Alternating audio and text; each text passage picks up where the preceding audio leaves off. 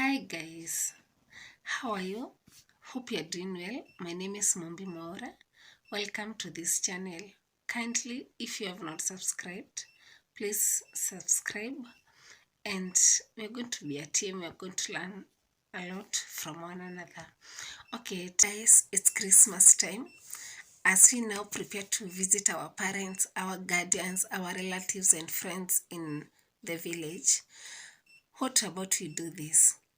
When we go there, we think about the things they do for a living, the things that us also can try while still living in town or wherever we live in, and then have another income generating activities.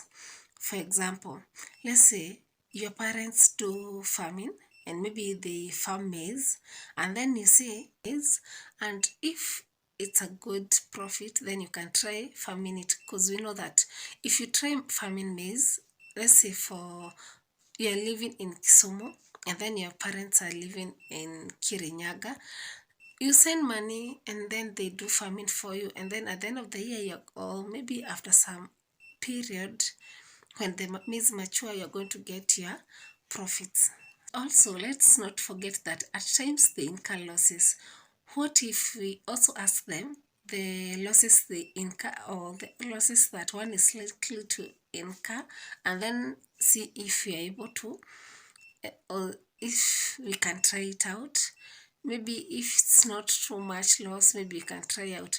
Then another example, if they do farming for maybe, let's say, animal farming, and if they do animal farming, you can check the kind of profits they get and the kind of losses at times they get, and then if it's something you can try out, maybe let's say if they are doing farming for cows, and then you see that after selling the milk and paying, after deducting all the expenses from that business, or that activity, what do they get at the end of the day? How, or if it's profit, what amount? Maybe let's say if it's for milking cows, is it 1,000 Kenyan shillings per month, per day? Is it 200 Kenyan shillings? Is it 100 Kenyan shillings? And then you can try it out. You can try chicken farming. So for this video, I want to show you that it's not as easy as we think. Last time I was in Shags, I tried doing it. Actually, I was just alone. I used to do milking the cow, feeding the cows, and then I tried to see how much can I make from maybe cow farming if I'm far from this place, or maybe do farming from somewhere I don't live. And then it was not as easy as I thought, but also I had my challenges, of which I'm going to show you in this video before the video ends. Yeah, so stay tuned guys. Welcome. Kindly subscribe kama huja subscribe. So guys, this is me. Nimeanza na milking the cow. So as you know, it's not as easy as most of you think. First, especially kama uko na ng'ombe sumbua like this one. Actually, you have to tie up 2 of its legs, mbele na nyuma. Yeah, it's first time kukamuliwa, but I'm not sure. Maybe imekaa for some few other years. I don't know. I can't remember. Yeah, so the reason why I tie up this way, it's because it's a sumbua one. Yeah, while milking it, utarealize that itaanza kukugonga na this leg yenye iko on the left side. So like huwezi malizia kukamua kama haijamwaga maziwa, inarusha mateke, and yeah, so inamwaga maziwa and you have to start afresh. Na si ati just mara moja, it continues that way. So the first thing is ensuring that I've tied it up in a way that haitanisumbua in any way.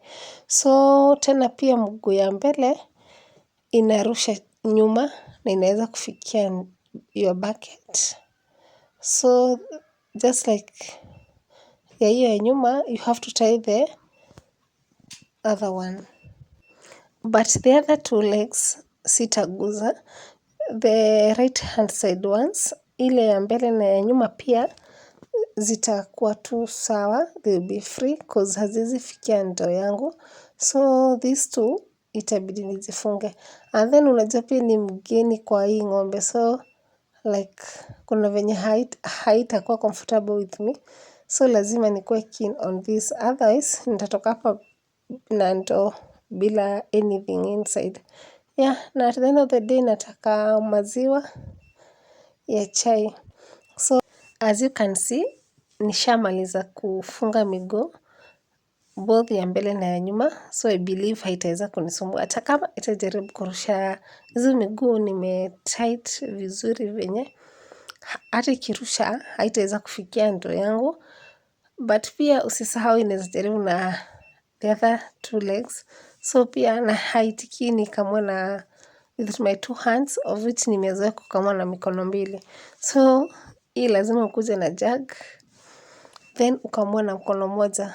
Yeah, so as you can see inabidi sasa nitumie my jug.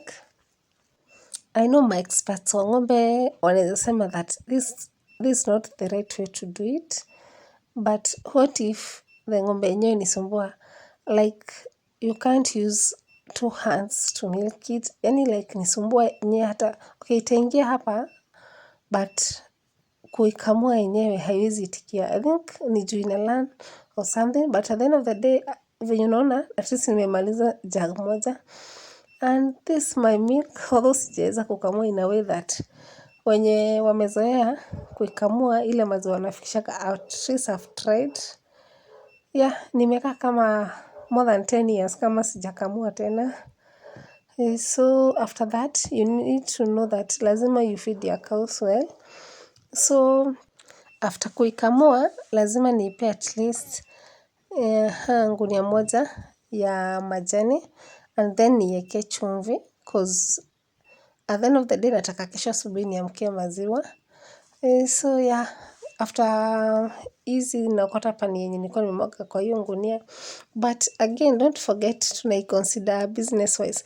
What if nimetuma mtu akaniletea hii nyasi, ama nimenunua hii nyasi from someone, maybe sijui kama inaweza cost 100 or 150 or 200 depending na area yenye uko, and then kuna chumvi yenye inakuwaga so important kwa ng'ombe, so lazima upee your mbuzi ama ng'ombe zako chumvi. That's what I know, especially kwa ng'ombe ndio isaidie na maziwa na pia yeah. So after that you have to ensure that pia iko na maji, akisha kula akule chumvi, alambe chumvi, then apate maji ya kunywa, enough water, at least usipimie maji, ndio anytime inahitaji maji anaweza fikia. So after doing my calculations hapa, I think this one fits mwenye ako nyumbani, mwenye hanunui nyasi, mwenye hanunui, yeah, mwenye tu ni yeye anashughulikia ng'ombe wake, but you can also do it while away. All you need is someone who will take care of it, na ukuwe na more than one cow, maybe 5. Yeah. So nimemaliza. Kama huja subscribe, please subscribe. I hope umesoma kitu. I'll go to the village. You can do more research and share ideas with us. Bye bye. Kindly subscribe. Thank you.